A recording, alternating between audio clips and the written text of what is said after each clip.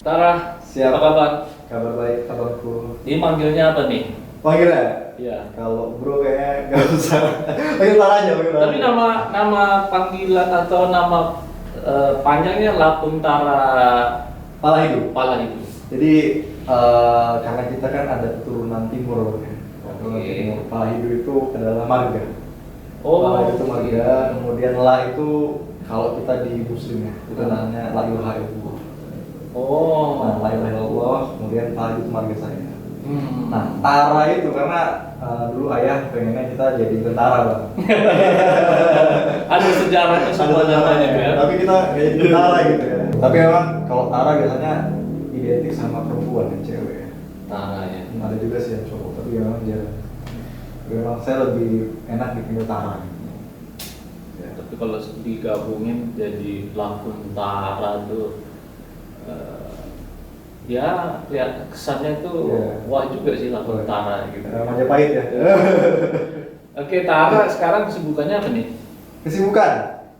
Kesibukan saya pertama ya tentunya kita punya ada usaha atau kegiatan yang memang kita handle ya di beberapa bidang.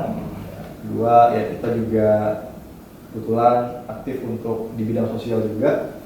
Yang pertama UMKM, kita lagi coba banyaklah program-program yang kita kembangkan untuk kemajuan UMKM seperti itu, Bang.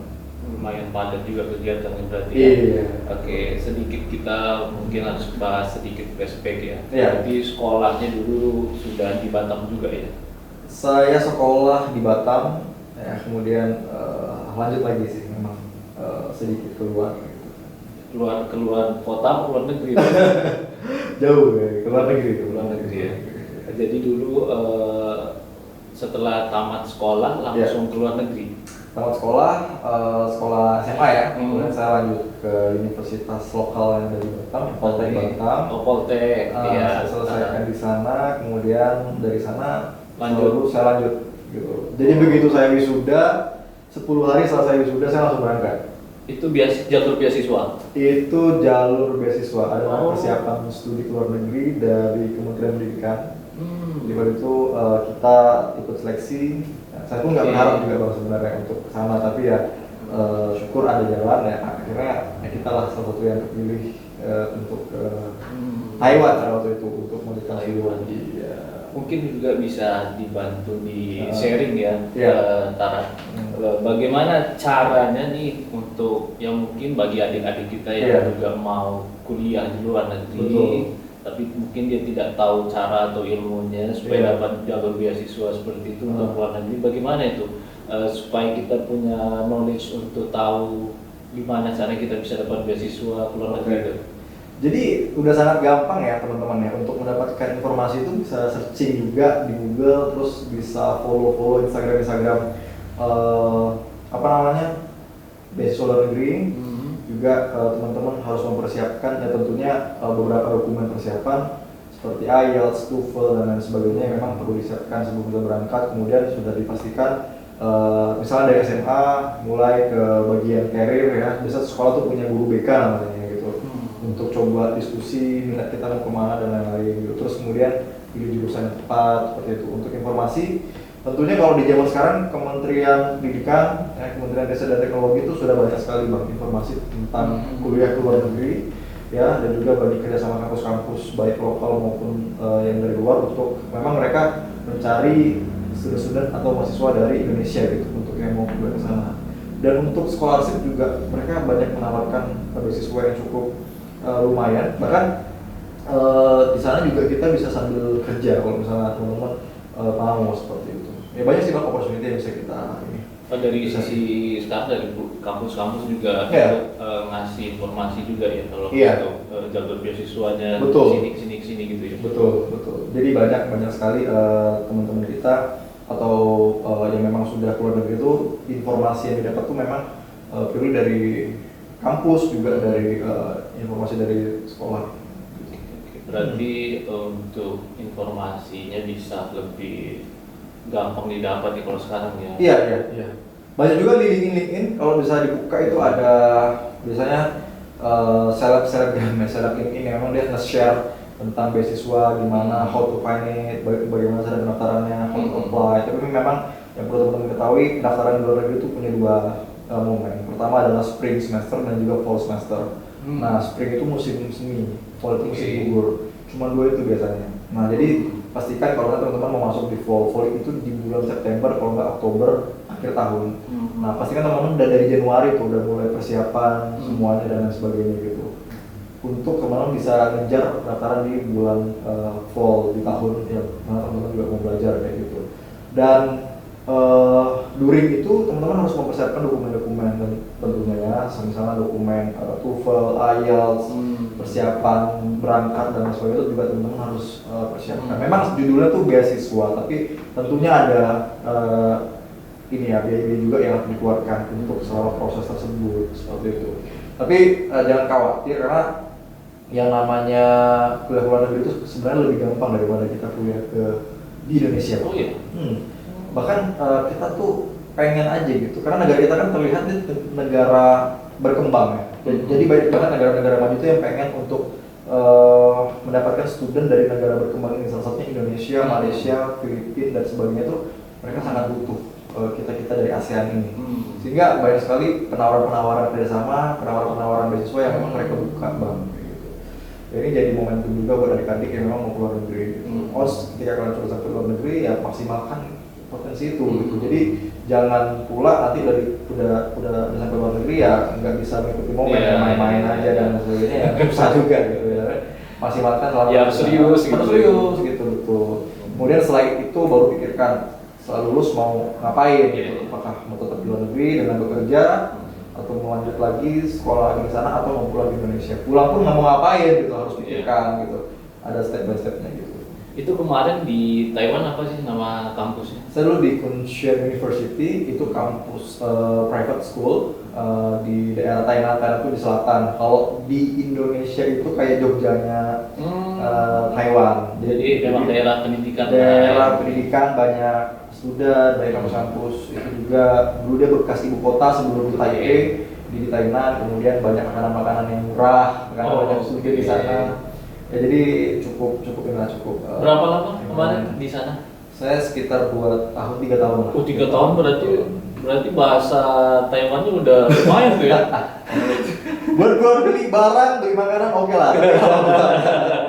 Buat ngomongin lebih banyak kita susah lah. Saya belum terlalu. Banyak nggak mahasiswa kita Indonesia di sana? Of course, Taiwan itu jadi sasaran karena mereka juga secara negara hampir mirip Jepang, teman-teman. Jadi mereka itu kesulitan buat memperbanyak student, bahkan ada sekolah-sekolah yang tutup hanya karena muridnya nggak cukup seperti itu. Malah kekurangan murid sehingga mereka harus buka jalur besar-besarnya untuk negara-negara yang berkembang tadi seperti ASEAN dan lain-lain supaya mereka bisa mau sekolah di sana gitu. Dan ketika mereka sekolah di sana ada penawaran yang lebih menarik yaitu bekerja di sana juga dengan gaji yang mungkin juga ditawarkan lebih tinggi, sehingga itu yang menjadi daya jual kenapa kita sekolah di sana. Berarti Tara cinta NKRI ya, balik lagi ya ke Indonesia. Lalu saya nggak bertahan dulu. Saya kangen rendang. Gitu. Ya background ya.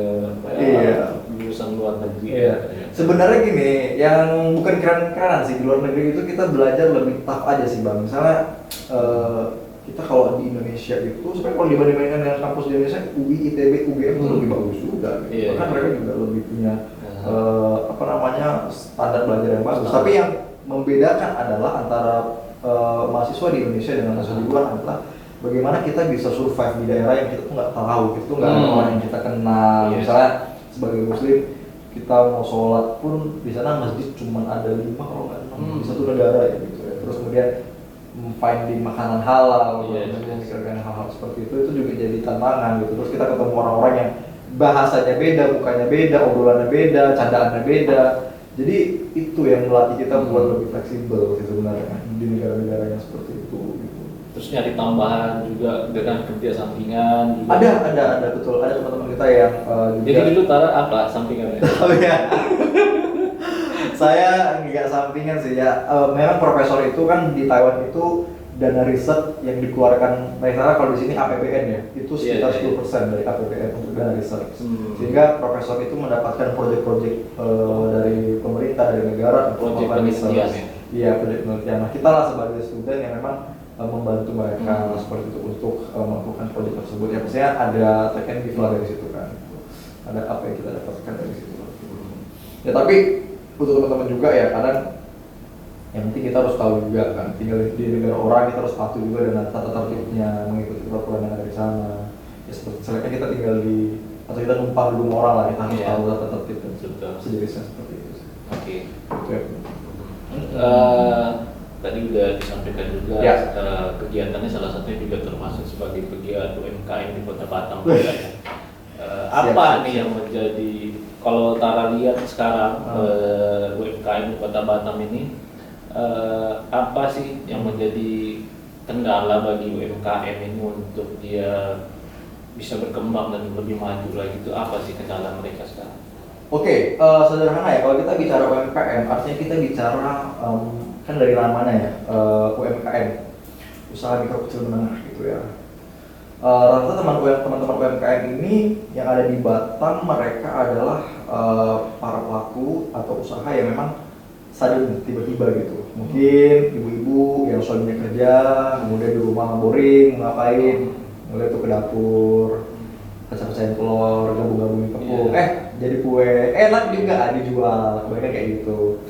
Memang secara produk mereka sangat memahami sekali, mereka tahu bagaimana mengolah rasa, mengolah produk dan lain sebagainya. Nah, yang mungkin bisa kita bantu porsinya adalah kebetulan juga kita banyak bekerjasama dengan beberapa organisasi dan juga pemerintahan seperti dari Batam dan Pemko, Kementerian UMKM juga.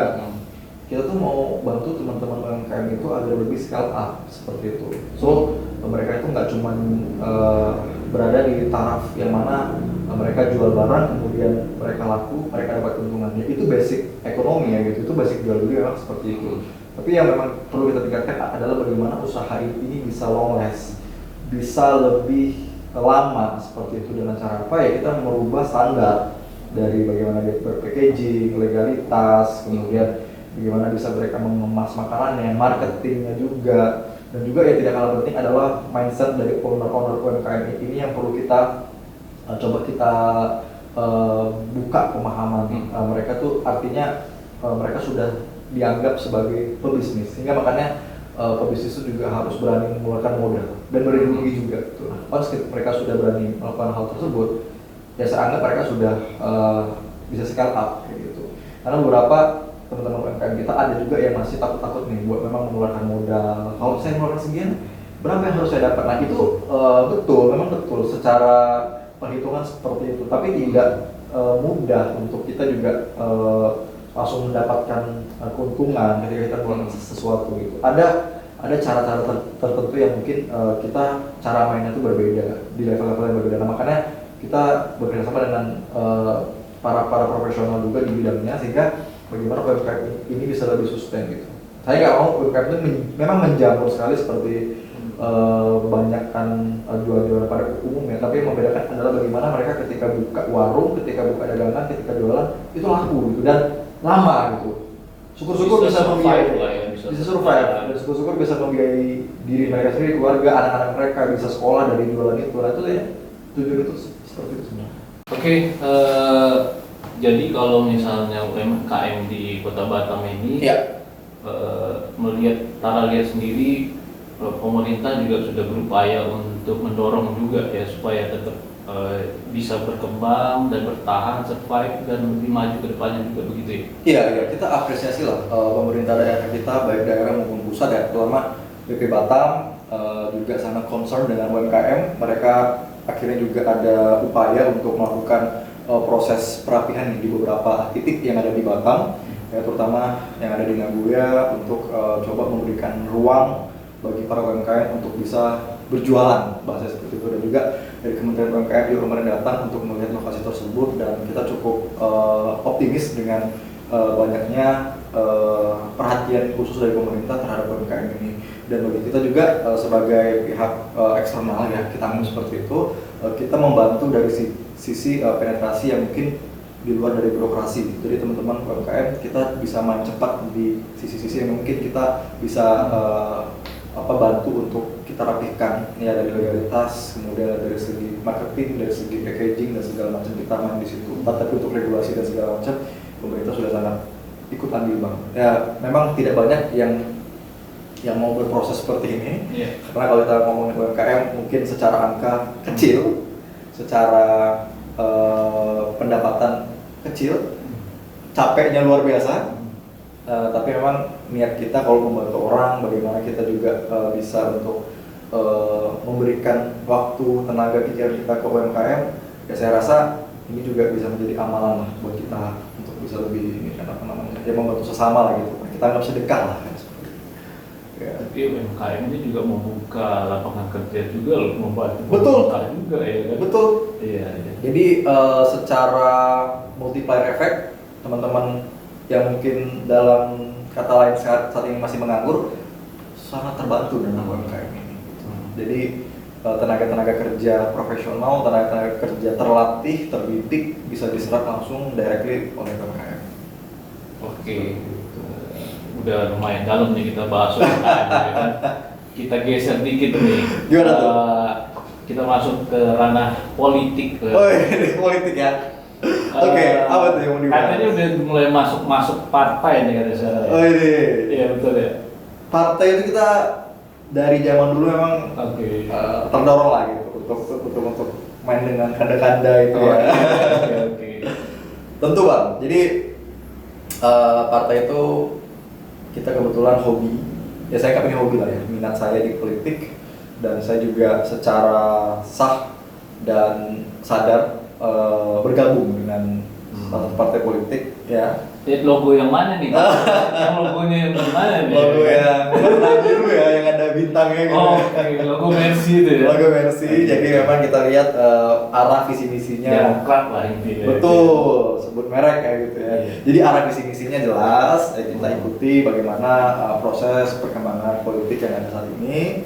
Dan kita memilih Demokrat lah sebagai kendaraan kita di politik gitu. Kalau ditanya ngapain saya masuk politik, sebenarnya purely karena saya nggak mau juga hanya menjadi penonton, dan saya juga tidak mau saya juga kesulitan membantu orang. Jadi terkadang ada batasan-batasan yang tidak kita bisa raih hanya karena terbentur oleh pengambil keputusan dan kebijakan di atas seperti itu. Bahwasannya kita ini pengen fast, pengen melaju. Bukan karena kita terlalu ambisius, tapi karena kita berasal dari profesional dan swasta. Background kita adalah usaha, sehingga ketika kita berhadapan dengan hal-hal yang mungkin menurut kita bureaucracy too much untuk kita bisa involve, sehingga apa sih yang membantu kita buat lebih bisa up, yaitu ya dengan politik, dengan kita mengarahkan politik ini ke arah yang lebih positif. Karena beberapa mungkin teman-teman kalau udah dengar politik udah yang pikirannya yang ada politik ini yang kaku, membosankan, kejam dan lain sebagainya. Bahwasannya tidak seseram itu ketika kita di politik, karena kita bisa mengarahkan kemana kita mau, dan karena kita memang berproses di politiknya adalah dengan cara yang konsisten, dengan cara yang memang kita komitmen dan cara-cara yang baik gitu. Sehingga ya memang kita diarahkan ke hal-hal yang positif juga gitu, dan kita tidak ada kepikiran untuk berbelot-belot seperti itu. Nah ini juga jadi penting, sehingga ketika kita sudah bergabung, apa kontribusi kita berikan kepada baik ke partai sendiri, terus kepada orang-orang di sekitar, kepada masyarakat, nah itu kita bisa menggunakan politik sebagai saya bilang kendaraan ya Bu, untuk kita bisa lebih banyak membantu orang dan berkontribusi. Simpelnya seperti itu. Semoga duduk ya nanti di 2029. Ini mau merah dari saya ikut perintah aja nih. Kayak gitu. Oke. Setelah Tara mulai dari jenjang pendidikan yang di luar negeri, luar negeri, aktif di sosial, aktif di politik gitu loh. Apalagi nih yang masih belum gue belum nyobain ini nih, apa udah semuanya dicobain, rasa cukup, atau masih ada hal-hal yang penasaran gitu, pengen dicoba gitu? Iya tentu kita akan terus belajar Bang, sampai akhir hayat ya, sampai kapanpun itu kita selalu terbuka untuk segala opportunity, segala tantangan, segala kesempatan yang memang datang ke kita dan diberikan ke kita. Ya untuk sekarang juga kita menjalankan apa yang sudah ada, kemudian memperbaiki apa yang mungkin perlu diperbaiki, dan jika ada tawaran-tawaran, jika ada kesempatan-kesempatan yang kita coba pelajari, kita review, kita coba riset dulu. Kalau misalnya ini dampaknya baik ke kita, baik ke organisasi, ke masyarakat, itu banyak, ya udah why not, kenapa tidak kita jalankan seperti itu. Iya, ya pasti tentunya kita terus belajar loh. Tapi untuk sekarang fokus di 2 hal ini dulu ya. Iya, 2 hal ini dulu lah. Yang akan jadi fokus ke depan dan waktu dekat ya berarti. Betul. Saya juga sebenarnya gini, anak-anak muda itu kadang kesannya memang teman-teman kita belum berani mencoba gitu, takut sebelum mencoba gitu. Misalnya ranah-ranah ini kebanyakan adalah ranah-ranah strategis yang mana biasanya banyak orang-orang yang hanya certain people ataupun anak muda tapi dengan privilege tertentu gitu yang hanya bisa masuk. Mungkin ayahnya dulu politikus, kemudian keluarganya dari seorang politik, atau dorongan-dorongan orang tertentu gitu. Tapi saya ingin membuktikan bahwasannya kita seperti orang-orang biasa juga kita bisa untuk mengambil peran di perpolitikan gitu. Dan tidak semuanya peran di politik itu juga peran-peran yang antagonis gitu. Artinya kita juga bisa membuka kontribusi positif. Iya, kontribusi positif kita bikin masyarakat. Betul, wajah politik. Terutama nggak usah lah kita main ke nasional ataupun ke arah yang lebih besar. Hanya cangkup ke ranting atau ke daerah kita sendiri, kecamatan, kota, itu kita sudah bisa berkontribusi, itu sudah luar biasa bang gitu. Itu sih. Apalagi bisa dirasakan langsung impact-nya ke masyarakat. Betul. Merasakan impact-nya masyarakat itu juga ya sebenarnya. Berarti next time kalau saya undang lagi baju kemejanya udah warna biru. Ada bagian gitu nih memang buru-buru ya. Tapi ada biru-biru dikit lah. Oke. Kemudian pertanyaan saya sebagai anak muda Kota Batam ini. Siap. Apa harapan seorang Lakuntara untuk Kota Batam ini ke depan? Seperti apa gitu harapannya seperti? Oke. Apa sih? Harapannya, karena saya juga tidak mau juga terlalu muluk-muluk ya seperti itu. Harapannya adalah Batam ini sangat strategis, menjadi hub logistik ya, juga menjadi penghubung, kita dekat sekali dengan Singapura, dengan Malaysia seperti itu. Sangat disayangkan jika memang kita tidak bisa mengambil peran di antara di kota kelahiran kita seperti itu. Sehingga untuk harapan saya ke Kota Batam, semoga ini bisa menjadi tempat di mana orang-orang baik bisa berkontribusi banyak sekali di sini, membuka lapangan pekerjaan juga seperti yang apa yang sudah juga dilakukan oleh wali kota kita Pak Amsar Rahmat dan Ibu Dikloria, sangat luar biasa sekali. Mereka sudah banyak kontribusi baik dari perannya di sektor swasta maupun di pemerintahan, dan juga bagaimana mereka merapikan hal-hal yang perlu dirapikan di Kota Batam ini. Ya ini juga semata-mata membantu bagi kita, adik-adik kita, cucu-cucu kita yang nantinya mereka sangat bisa merasakan ini. Mungkin bukan kita yang merasakan gitu, tapi nanti mereka juga bisa merasakan dari hasil kerja dan hasil keringat apa yang udah founding father kita lakukan seperti itu. Dari dulu Pak Habibie juga sangat concern dengan kota, dengan pulau kecil ini yang mana hanya berpenduduk 1,5 juta jiwa tapi menjadi potensi yang sangat luar biasa gitu. Baik bagi Indonesia juga maupun bagi mancanegara, ini sangat diperebutkan seperti itu. Sehingga teman-teman dengan segala skills, dengan segala kemampuan, dengan segala keahlian yang teman-teman miliki, ayo mari kita sangat-sangat terbuka nih dengan apa yang bisa kita perbanyak, apa kerja-kerja nyata kita yang bisa kita perbanyak untuk Kota Batam itu sangat diperlukan bang untuk saat ini seperti itu. Karena mungkin ada kacamata-kacamata yang tidak bisa saya lihat, mungkin saya hanya fokus saat ini di sektor swasta pun juga hanya sektor-sektor yang saya bisa kuasai. Kemudian bagaimana kita juga ke pemerintahan, bagaimana kita ke sektor UMKM dan sebagainya. Tapi ada juga dari sisi-sisi lain yang mungkin saya tidak melihat itu, ataupun Bang Indra tidak melihat itu, tapi teman-teman di luar melihat. Nah, sampaikan itu ke kami, sampaikan itu juga ke kita, sehingga kita juga tahu apa yang harus kita lakukan seperti itu. Pun kalau teman-teman mau berkontribusi sangat kita sangat terbuka seperti itu dengan segala opportunity. Ya. Wah, semoga semua sektor ikut mendukung Betul. terjaminnya iklim investasi di Kota Batam ini ya, sehingga Betul. ekonomi bisa terus tumbuh. Iya betul.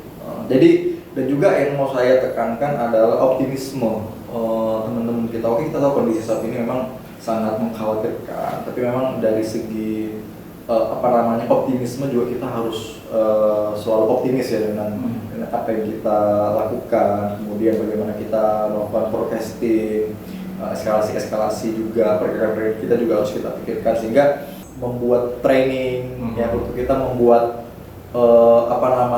pelatihan-pelatihan supaya teman-teman UMKM ini juga teredukasi gitu, dan mereka juga mendapatkan akses. Kita kumpulkan mereka, kita gabung mereka di satu kolam, kita datangkan ahli-ahlinya, jadi mereka tinggal tanya mereka butuh apa, mereka kurang apa, seperti itu.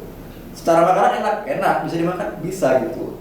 Tapi bagaimana UMKM ini juga bisa dikenal, jualan mereka bisa dikenal bukan cuma di Batam atau mungkin bisa di luar gitu, atau syukur-syukur bisa ekspor gitu. Nah ini yang memang menjadi target kita bahwa seperti itu, sehingga sekarang UMKM yang menjadi binaan kami itu ada sekitar 500 sampai 600 UMKM.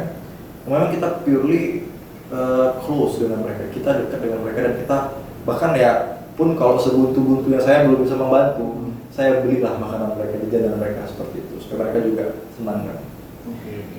Itu kan yang kita lagi usahakan sih. Seharusnya sih di Kota Batam ini mudah-mudahan yang pribadi-pribadi seperti Tara ini bisa lebih banyak ya, sehingga UMKM ini juga bisa berkembang terus ya kan. Betul. Oke. Saya pun nggak bisa lah kerja ini sendiri gitu. Kita harus ada tim, ada kelompok yang memang saling kolaborasi. Ya. Itu sih yang memang menjadi challenging buat sekarang. Jadi ini pertanyaan terakhir nih untuk Tara, akun Tara. Pertanyaan terakhirnya adalah, dari setiap proses yang sudah Tara jalani dalam hidup Tara, jangan sedih. Siapa orang yang paling berjasa menurut Tara dan sampai di titik ini? Paling berjasa ya? Betul. Oke, paling berjasa tentu ke orang tua saya, kepada kedua orang tua saya juga yang sampai saat ini juga ya membesarkan saya juga dengan banyak input-input juga dari kedua orang tua, dan juga rekan-rekan saya juga yang saat ini kita membantu berjuang bersama, itu yang saya memang sangat apresiasi lah dukungan dari rekan-rekan kita juga. Jadi tentunya kalau ditanya tokoh satu orang, kebetulan saya agak sulit untuk karena kontribusi teman-teman ini hampir sama gitu, dan sangat-sangat besar itu. Karena saya juga bisa menjaga relasi itu, juga menjaga hubungan itu tuh yang saya pelihara sampai sekarang. Sehingga ya saya berterima kasih juga kepada seluruh rekan-rekan, teman-teman juga yang sampai saat ini sudah mendukung untuk sampai sejauh ini. Semoga kedepannya semakin semakin cemerlang. Amin. Baik dari karir maupun politiknya. Iya, podcast ini juga makin berkembang. Rumah Indra Podcast. Akun Tara juga punya podcast juga ya. Apa namanya Tara? Cicat kreatif. Ya, tapi akhir-akhir ini lagi belum kreatif kita. Lagi butuh. Lagi mikirin akan segera tayang lagi ya.